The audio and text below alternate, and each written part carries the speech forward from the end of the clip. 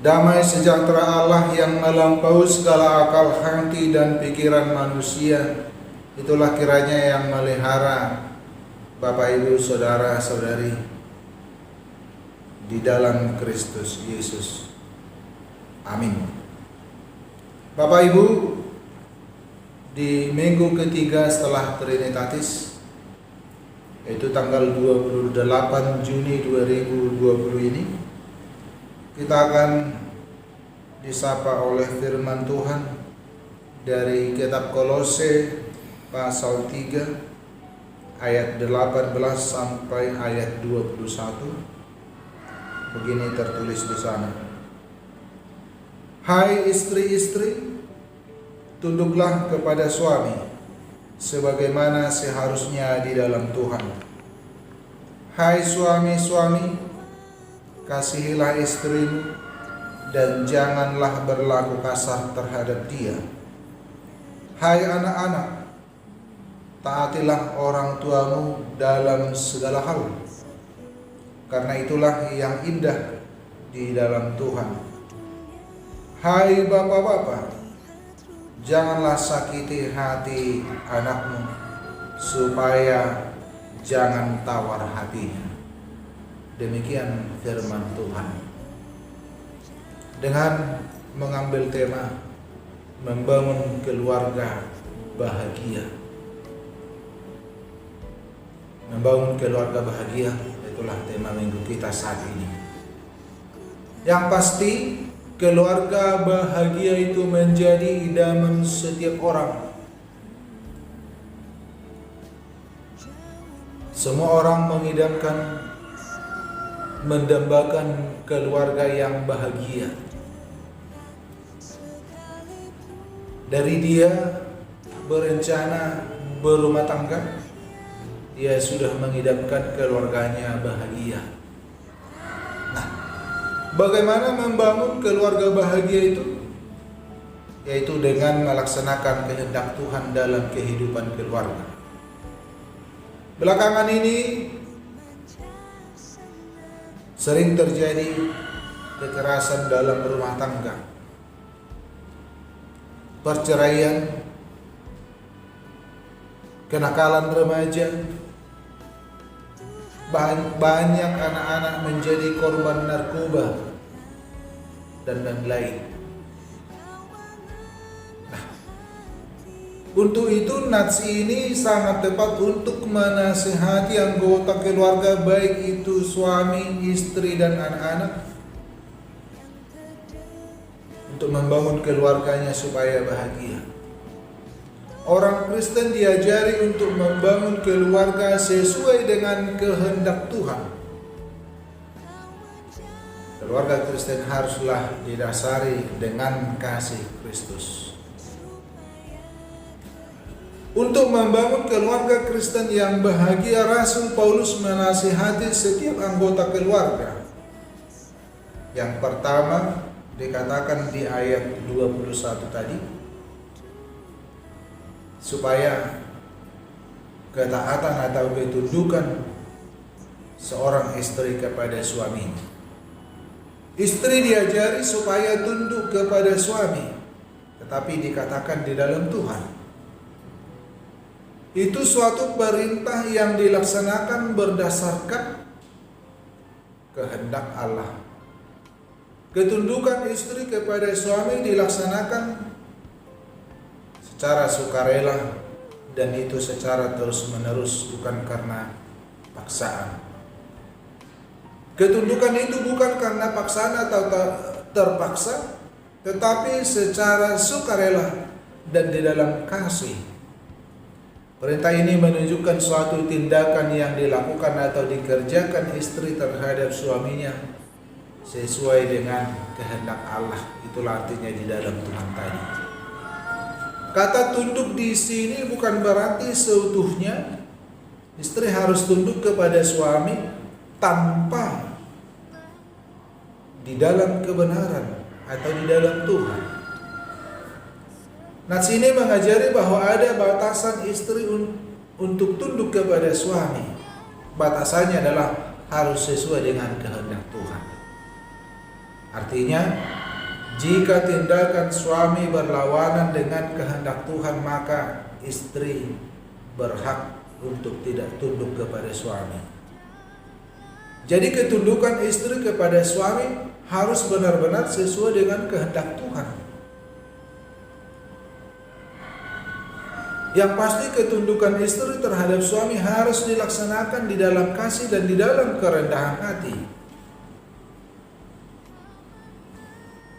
Ketundukan istri kepada suaminya bukan karena dia lebih kuat atau karena suami yang menafkahi keluarga.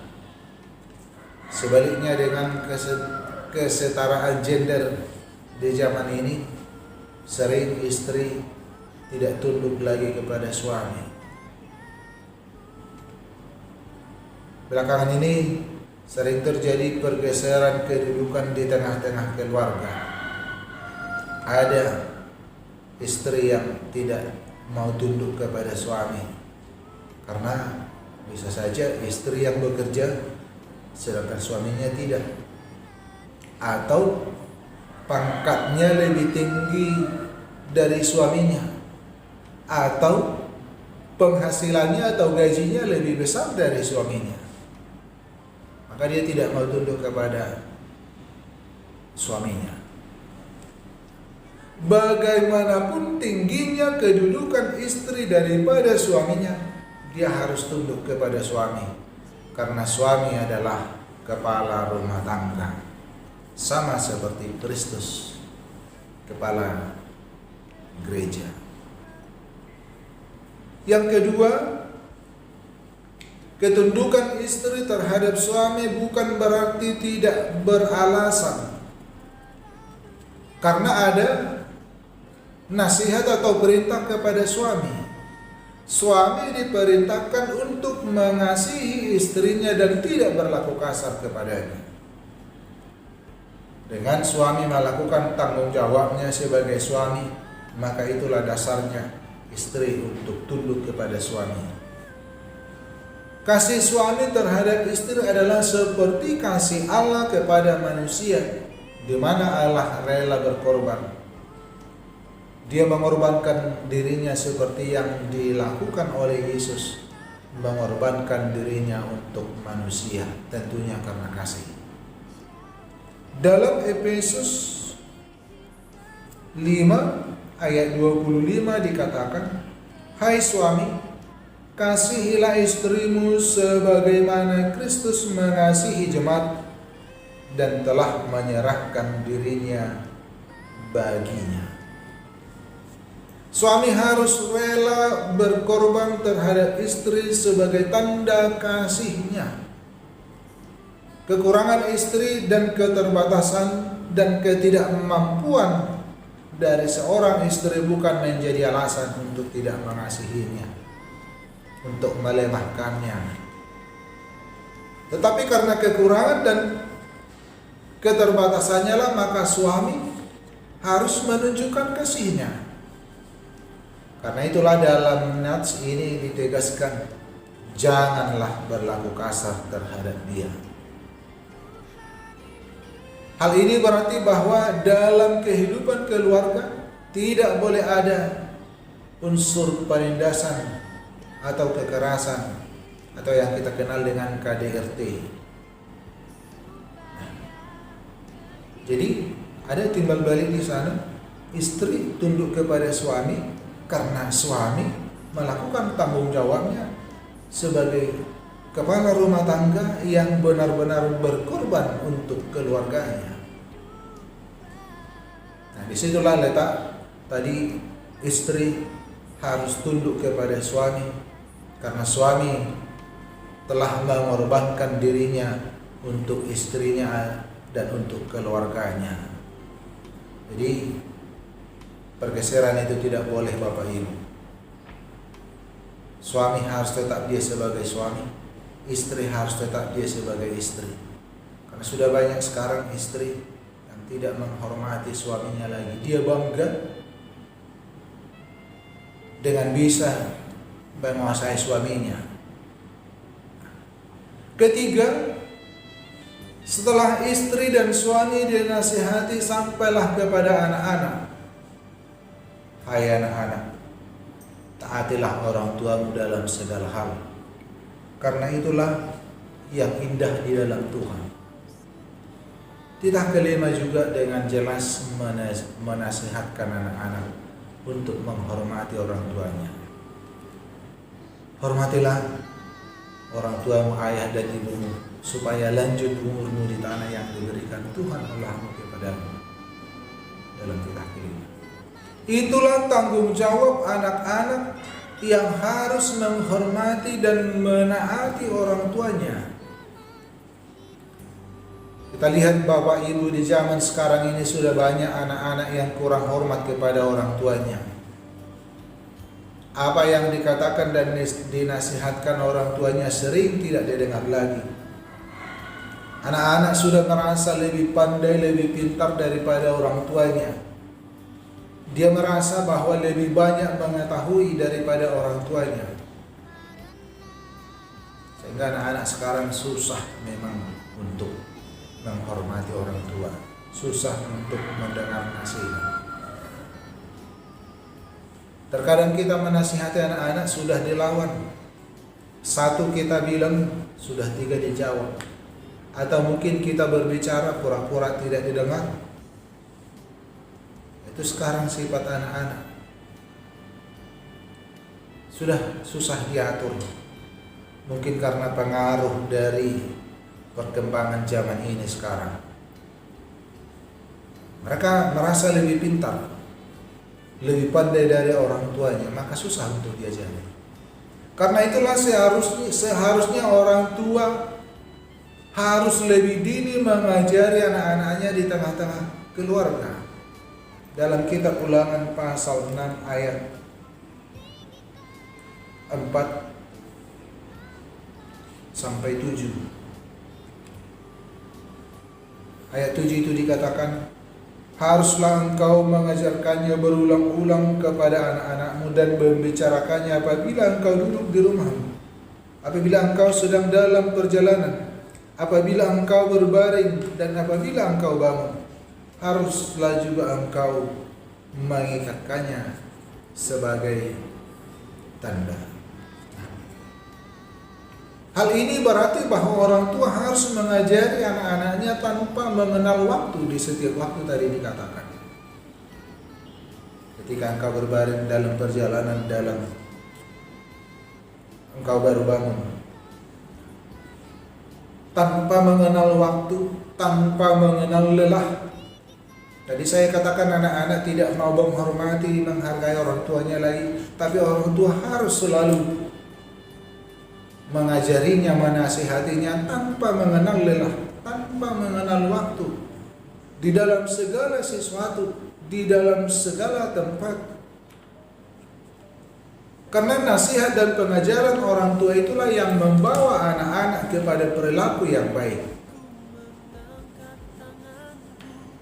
Tidak ada bosan-bosannya untuk mengajari mereka. Nah, pada ayat 21 kembali dinasihati orang tua. Di sini dipakai kata bapak-bapak. Walaupun dipakai kata bapak-bapak, tujuannya adalah orang tua. Dikatakan, hai bapak-bapak, jangan sakiti hati anakmu supaya jangan tawar hatinya. Rupanya orang tua juga mau menyakiti hati anak-anaknya, bukan hanya anak-anak yang mau membuat sakit hati orang tuanya. Bagaimana itu terjadi?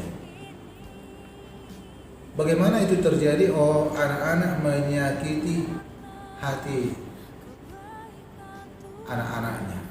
Nah, sering orang tua tanpa memikirkan bagaimana perasaan anak-anak memang. Orang tua sering membuat janji kepada anak-anak yang tidak dilaksanakan hanya asal anak-anak itu senang. Padahal dalam pikirannya sudah ada janji bapak, sudah ada janji mama, tapi tidak jadi kita laksanakan selaku orang tua. Maka dalam hatinya, oh, bapak saya ini, mama saya ini pembohong. udah ada sakit tawar hatinya. Itu masih satu contoh kecil. Nah, di sini perlu ditunjukkan kasih sayang orang tua kepada anak-anaknya melalui pergaulan yang baik. Tidak zamannya lagi seperti zaman dulu. Ibu misalnya menakuti anak-anaknya, diam kau, udah datang bapak, marah nanti. Nah, sebenarnya tadi menghormati, menaati orang tua itu bukan menakuti orang tuanya. Disinilah ada pergaulan yang baik antara orang tua dengan anak. Sering keterbukaan komunikasi. Dalam Efesus 6 ayat 4 itu dikatakan, dan kamu bapak-bapak, janganlah bangkitkan amarah di dalam hati anak-anakmu, tetapi didiklah mereka di dalam ajaran dan nasihat Tuhan. Jangan bangkitkan amarah di dalam hati anak-anak.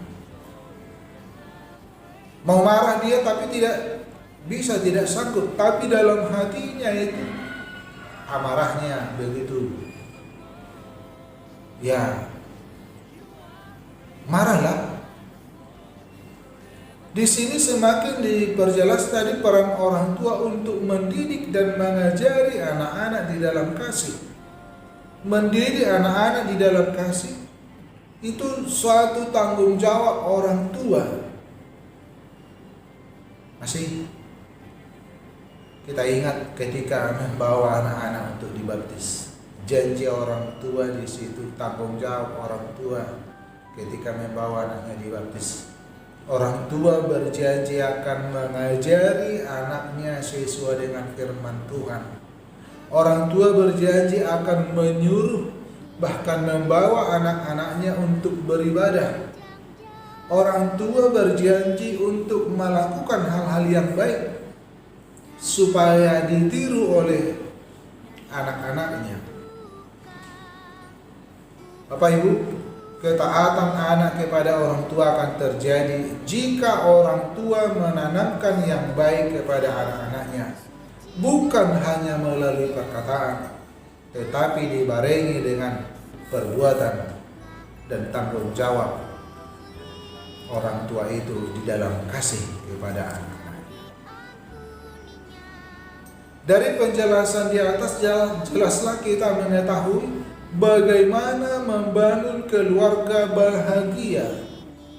Membangun keluarga bahagia bukanlah melalui harta atau bukan hanya melalui fasilitas yang banyak atau yang memadai yang kita berikan di tengah-tengah keluarga itu, terutama kepada anak-anak. Bahkan terkadang harta atau fasilitas yang ada sering membawa kehancuran dalam keluarga, terutama terhadap anak-anak. Ketika kita hidup pas-pasan, keluarga itu bahagia, sama-sama membangun.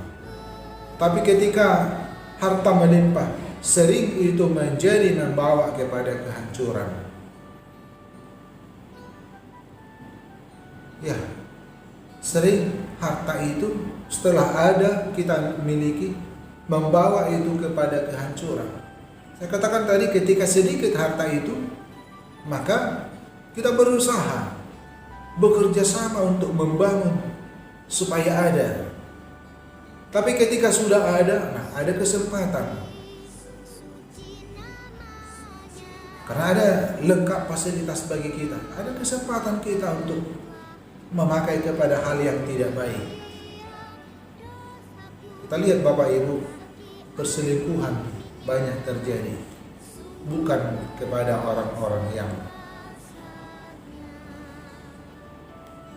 kita katakanlah hidup sederhana, tapi kebanyakan itu ketika dia mempunyai banyak harta, ketika dia punya jabatan, ketika dia berada di puncak.